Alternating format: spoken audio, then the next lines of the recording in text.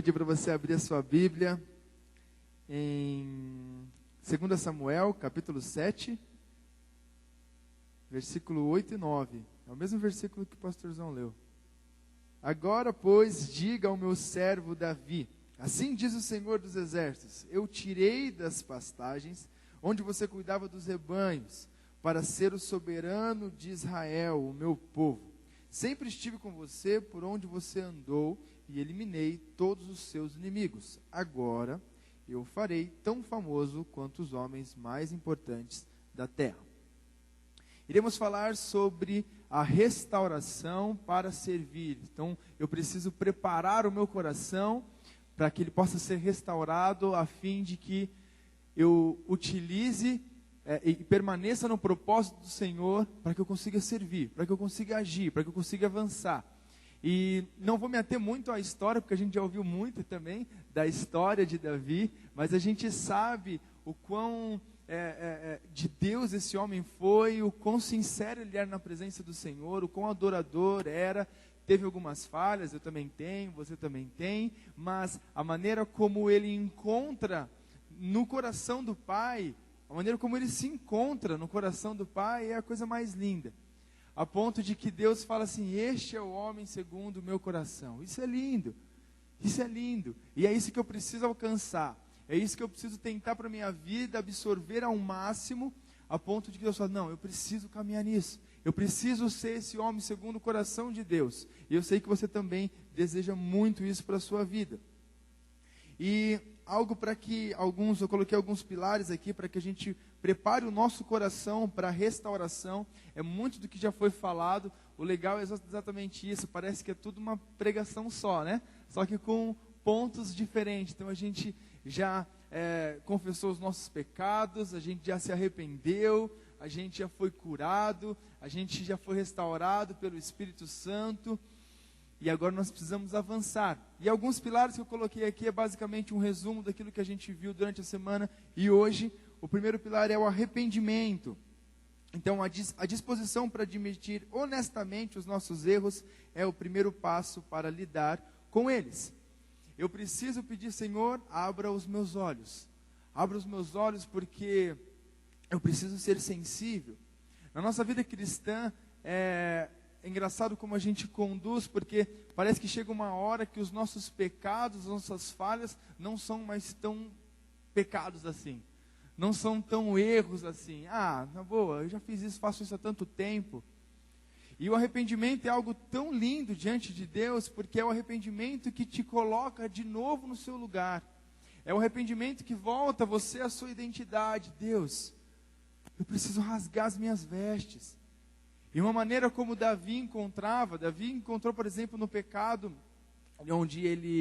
no pecado com Betseba, ele rasgou suas vestes, pediu perdão, encontrou misericórdia diante do Senhor.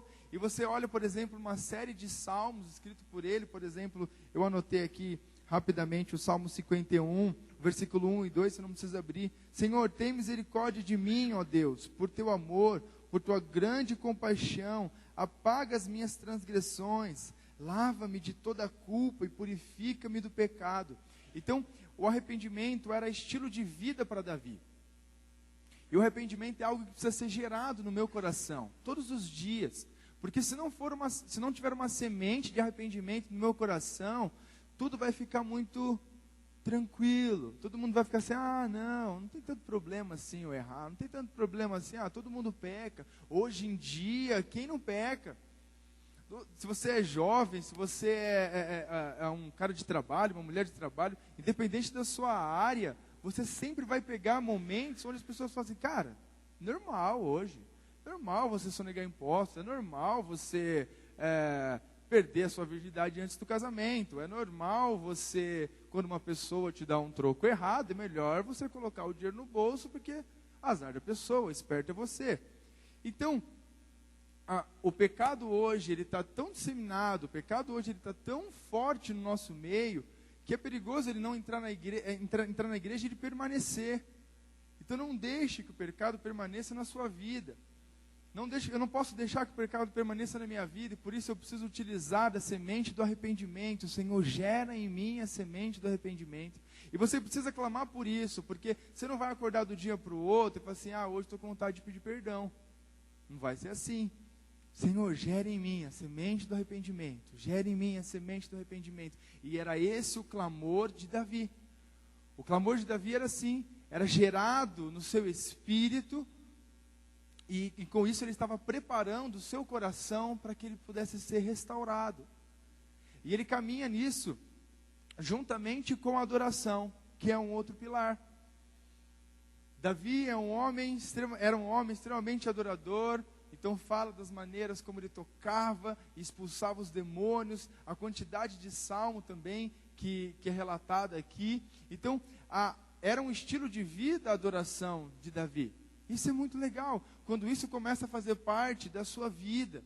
Você que é hoje templo do Espírito, você começa a dar função a esse templo do Espírito que é você. Imagina só, se nós sabemos que nós somos templo do Espírito, se não houver adoração aqui dentro, o templo é inútil. Entende? Então, quando você adora no seu espírito, você está dando função ao templo. Isso é lindo. É isso que vai gerar também cada vez mais o seu coração sensível, o seu coração aquecido na presença do Senhor. Lembra daquela situação onde Jesus chega para a mulher samaritana, e ela está no poço, tudo, aí ele conta toda aquela história, fala da vida dela, e ela fala assim, Senhor, vejo que o Senhor é profeta. Eu tenho até anotado aqui, porque tem um versículo muito legal. Vamos abrir João capítulo 4, versículo 5, se possível.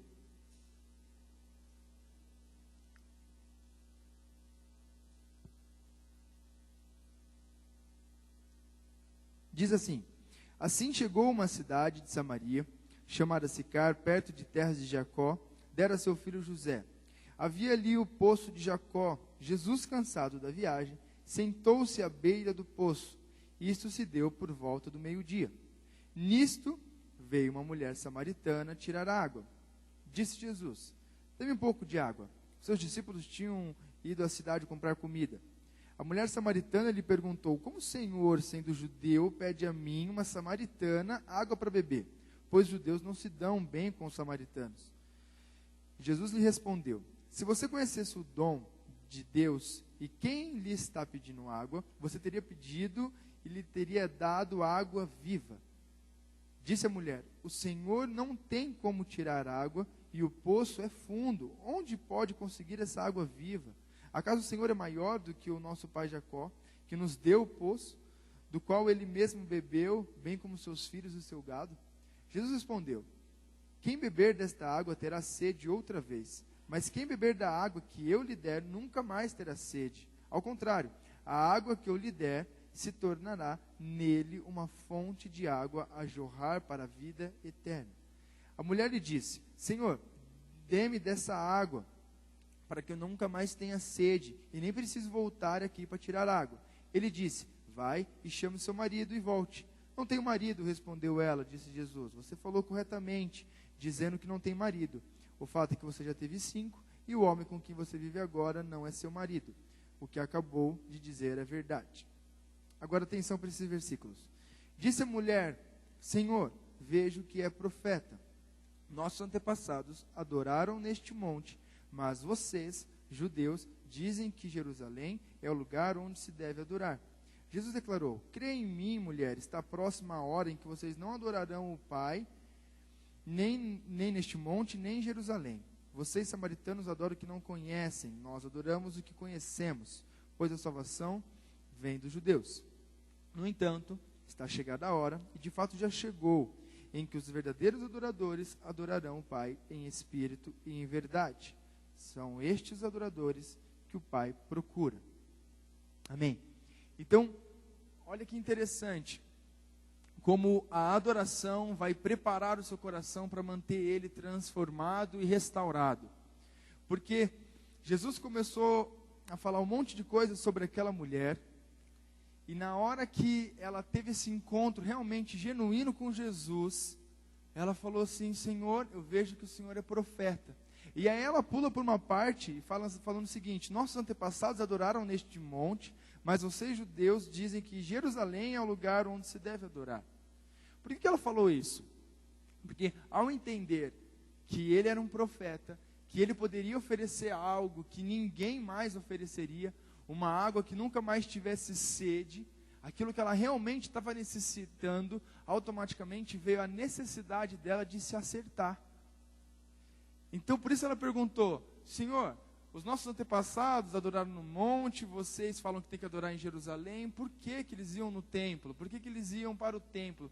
Para poder oferecer sacrifício, para poder se consertar, para poder adorar. Então, a adoração, a gente sabe que não é música, mas sim esse estilo de vida, onde você está numa constância de transformação, uma constância de você poder falar assim: Senhor, estão aqui os meus pecados, estão aqui as minhas falhas. Ela identificou que ele era profeta, porque ele poderia oferecer algo que ninguém estava oferecendo.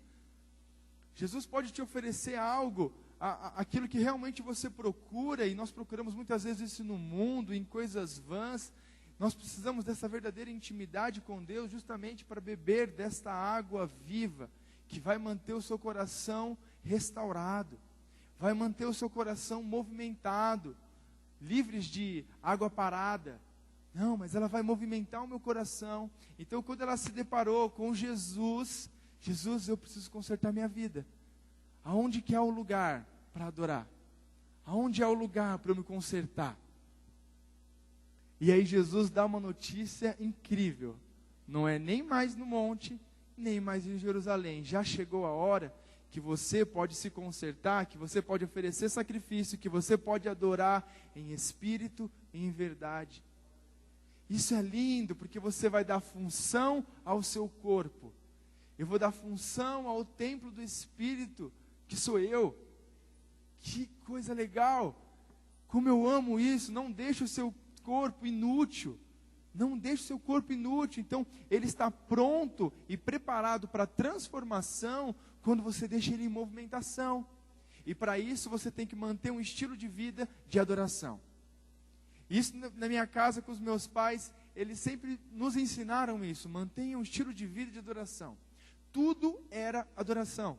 Eu lembro que era engraçado. Às vezes tinha o pessoal ligava em casa e tudo, passava por uma situação difícil, ou tinha alguém manifestando demônios, esse tipo de coisa. Meus pais já falavam assim: entra em adoração.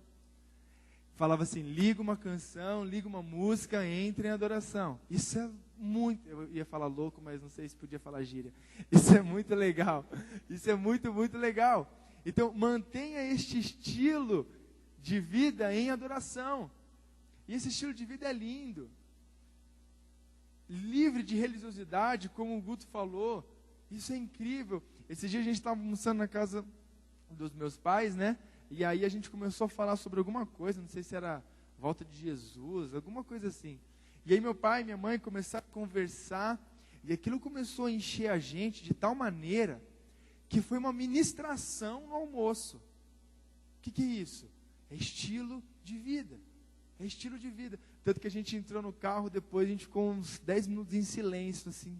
Amor, que loucura. Que doideira, velho. Parece que eu saí do culto. Foi engraçado. Porque você mantém um estilo de vida. E se você mantém um estilo de vida de adoração, você está dando função ao seu corpo em todo momento. Eu preciso fazer isso, dar função ao meu corpo em todo momento. Eu amo quando alguém, às vezes no meu trabalho, fala alguma coisa: Daniel, parece que você tem uma coisa diferente. Aí é hora de falar assim: cara, é Jesus. É Jesus. Você está dando função ao seu corpo em movimento. Isso é a coisa mais louca do universo. Eu amo isso porque quando eu sinto que eu estou guardando água parada, eu me sinto mal, eu me sinto podre. Então, tem que ser o seu estilo de vida. Tem que ser o seu estilo de vida de manter ele em movimento, ele em restauração. Porque a adoração, ela vai gerar cada vez mais intimidade. E quando ela gera intimidade, isso que o Guto estava falando, por isso que é como se fosse uma grande pregação, a intimidade ela vai cada vez mais confirmar os propósitos de Deus na sua vida. Por quê? Na intimidade você ouve, você não simplesmente fala. Sabe quando você conhece uma pessoa muito, você não precisa ficar preenchendo os espaços para falar? Às vezes quando eu vou na casa, por exemplo, do meu amigo, e meu amigo, por exemplo, de infância, conheço desde os 10 anos de idade. não preciso ficar preenchendo espaço. Se eu não tiver nada para falar com ele, eu não falo. A gente fica assistindo filme durante 2, 3 horas, às vezes sem precisar falar nada. Por quê? É intimidade. Agora, você já ficou num elevador com uma pessoa que você não conhece, que você tem que falar alguma coisa, Ribeirão, esse frio, rapaz, calor. O que é isso? É pura falta de intimidade. E às vezes com Deus a gente tem que fazer a mesma coisa. E aí se enrola tudo nas orações. Deus abençoe Jesus, né? Faz esses negócios assim.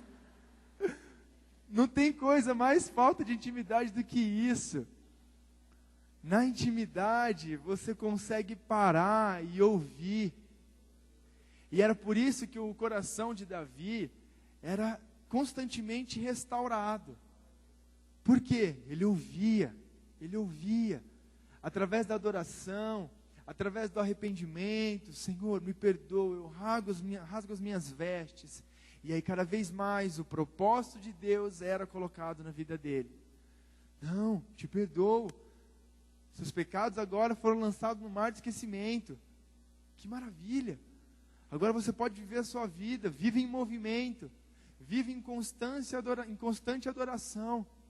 Então isso é maravilhoso, quando você dá movimento à sua vida, gera isso em adoração, e isso vai gerar intimidade, amém? E cada vez busca essa intimidade é tudo na sua vida, porque é muito ruim realmente você não conhecer uma pessoa, você não se relacionar com ela por completo, então fica sempre nessa, você chega na igreja, faz sempre as mesmas orações, faz a oração simples de dormir, né? Aquela básica, mas não tem relacionamento. Não tem como você ser apaixonado se não tiver relacionamento. E se você está buscando uma restauração para servir, o servir vai ter que ser movido por paixão. Não tem jeito. Ele vai ter que ser movido por essa paixão, por esse coração restaurado e movimentado.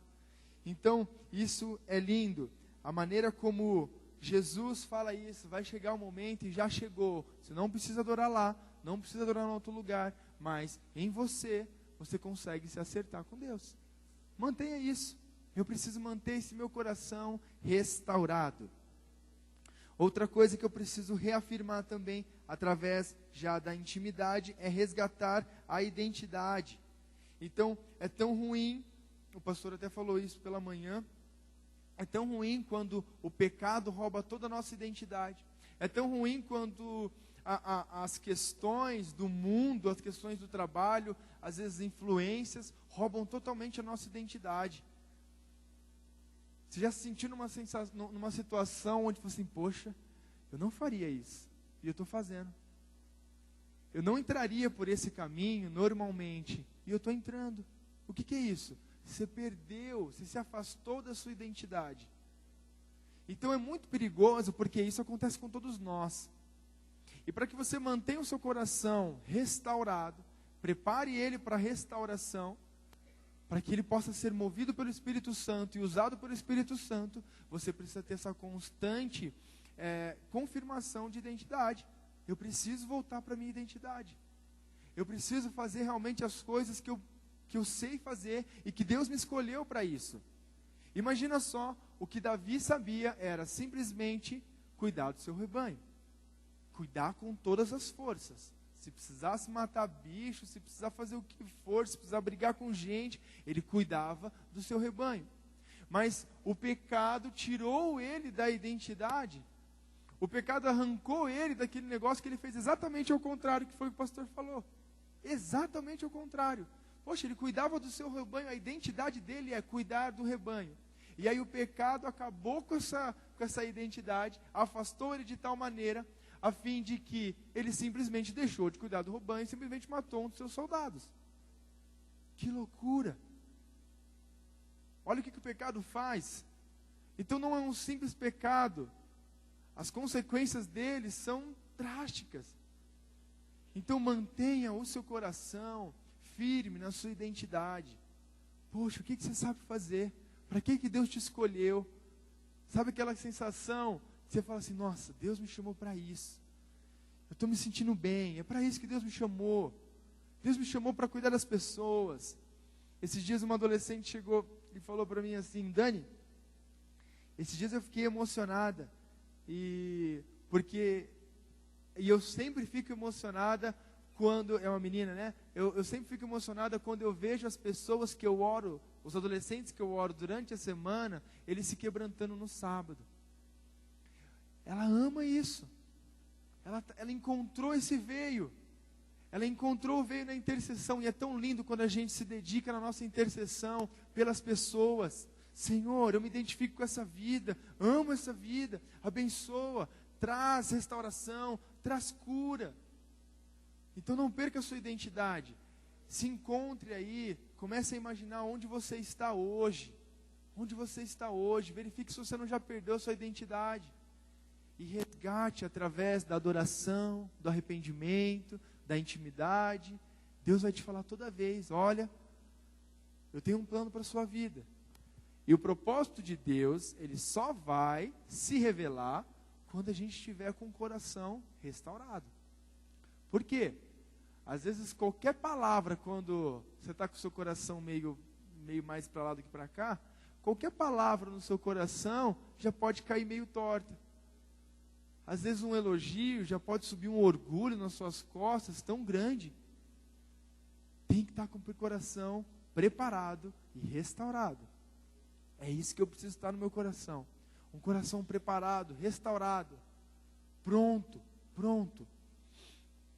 Então, quando a gente mantém a identidade e não deixa o pecado roubar essa identidade, voltamos para a estaca onde o Senhor nos colocou. E era isso que Davi precisava. Davi, depois de ter rasgado as suas vestes, tudo, ele voltou para a estaca onde ele é um pastor, onde ele é um sacerdote, um líder espiritual e um líder ali de combate mesmo. Ele falou assim: não, agora eu abraço as causas. Agora esse é o meu propósito e daqui sim ninguém me tira.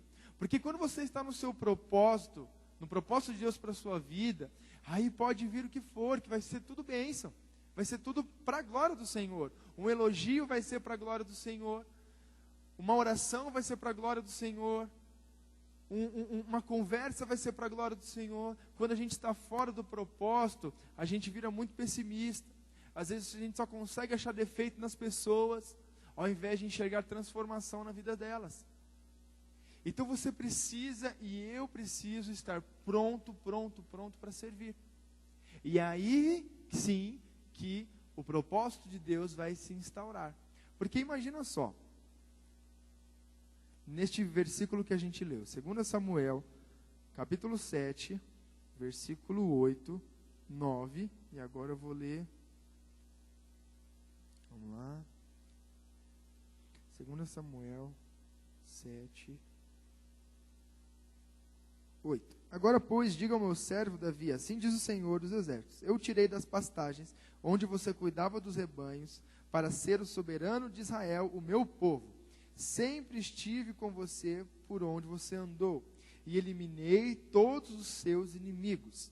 Agora, eu o farei tão famoso quanto os homens mais importantes da terra. Imagina se uma frase dessa cai num coração errado. Eu farei você o cara mais famoso desta terra. Eu farei de você o mais poderoso dessa terra. Eu farei de você cabeça e não cauda. Imagina se qualquer uma dessas frases cai num coração meio inclinado por orgulho, meio inclinado fora da identidade, que é de abraçar as causas, de cuidar do povo, de trazer a presença do Senhor para aquele povo, trazer restauração. Então imagina se isso cai num coração errado. Então, hoje eu me entristeço muito com algumas canções que a gente ouve, porque é um monte de canção assim, que estão fora do propósito. São canções de, não me ajudou na prova, agora você vai se ver com Deus. Que doideira, cara. Né? Vai chegar a minha vez. Lógico que vai, a sua vez já chegou já. Isso, canção da revanche, meu Deus, é uma vingança, que tá louco. São canções para aumentar o nosso ego. E aí você aumenta o seu ego, você fala assim, não, ninguém vai me parar. E aí você precisa passar em cima de pessoas para cumprir o propósito de Deus, você vai fazer? Que doideira! Então, onde nós nos encontramos hoje? Nós precisamos estar realmente firmados no nosso propósito, e ele tem que estar inclinado para servir. Porque se ele não estiver inclinado para servir, estamos perdidos. Estamos perdidos. Vamos cantar canções como essa. Se chegar uma frase dessa no meu coração e falar assim, Daniel, eu falei de você tão famoso quanto os homens mais importantes da terra. Meu Deus do céu. Eu torço para nem falar esse negócio desse para mim. Porque eu nem sei se estou com o coração pronto desse jeito, velho. Olha como é que o coração de Davi era inclinado para o Senhor. O que falta para chegarmos nesse estado? De você ouvir uma frase dessa e você entender, não, isso aqui é para servir. Isso aqui é para doar. Isso aqui não é para mim, é para o outro, é para o próximo. Que coisa linda. E é isso, essa é a essência de Jesus. A essência de Jesus é essa. Jesus humilde, simples, que ama o próximo como Ele mesmo. E o que falta para nós? Amarmos o nosso próximo como a nós mesmos, é amar demais. Às vezes está faltando um pouco mais de amor. Por quê? Quando você olha no seu espelho e você analisa os seus pecados, pode ser que você fale assim, são pecados, mas Deus sabe, né? Agora, quando é o pecado do outro, você faz de tudo para julgar. Às vezes eu faço de tudo para encontrar erro nas pessoas, para falar assim, ela está prosperando, mas também, né? Ela tem os motivos. Começa a encontrar coisas que você não ama ele como você mesmo. Então, o coração de Davi era inclinado para servir. O coração de Davi era assim, a ponto de ele conseguir ouvir uma frase dessa, e ele falou assim, não, isso aqui é para doar. Deus vai me fazer o homem mais famoso, mas eu sei que é para trazer libertação ao povo dele. Eu sei que é para deixar Israel mais forte do que ela já é hoje. Então, para que você tem orado? O propósito de Deus, ele vai se cumprir na sua vida quando você estiver inclinado para servir. E aí sim, eu estou restaurado, pronto, com meu coração completo para poder servir. Então, se você está orando pela sua família, não ore simplesmente colocando os pecados do seu pai, os pecados da sua esposa, como um ato de julgamento. Mas, Deus, estabeleça o teu propósito na minha vida, porque eu quero me doar por eles. Se você está orando pelas pessoas do seu trabalho, se você está orando pelas pessoas da sua célula, da sua rede, Senhor, prepara o meu coração para que eu possa me doar. E é isso. Se nós estamos restaurados, se nós já entendemos já dos pecados, das suas consequências, se nós já fomos curados, e você vai manter sempre esse processo de cura no seu coração, no seu interior, mantenha isso, mantenha um estilo de vida de arrependimento, automaticamente um estilo de vida de adoração. Eu estou pronto, eu estou com o meu coração pronto. E de quanto em quanto tempo eu preciso fazer isso? Isso é um ciclo, isso não acaba. Porque se você se desviar de qualquer uma dessas coisas, o propósito de Deus na sua vida, seu coração vai estar inclinado para as coisas erradas. Aí você vai falar, não, mas Deus não cumpre as coisas que Ele promete para a minha vida. Inclina o seu coração para as coisas certas. Eu preciso inclinar o meu coração para aquilo que é correto.